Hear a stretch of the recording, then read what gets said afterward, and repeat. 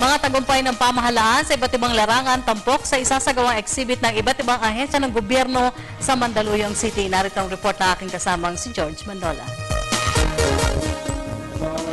Planchado na ang government agencies exhibit na gaganapin sa Mega Trade Hall sa Mandaluyong City sa June 10. Mismo ang organizer ng pagtitipon ng mga ahensya ng gobyerno, ang Kabisig Foundation, ang nauna sa pagtitipon na ito ng mga government agencies.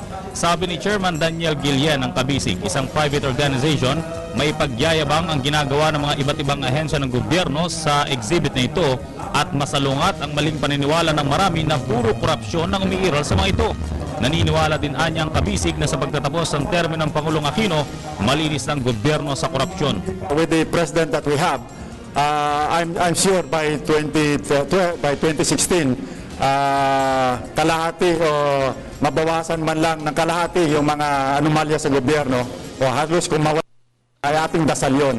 Ngunit ang Kabisig, ang amin lamang ay maintindihan ng taong bayan na napakarami na mabubuting empleyado ng gobyerno na dapat i-appreciate, lalong-lalo na yung mga gumagawa ng maganda. Katuwang ang telebisyon ng bayan, People's Television, sa magandang adhikaing ito ng Kabisig.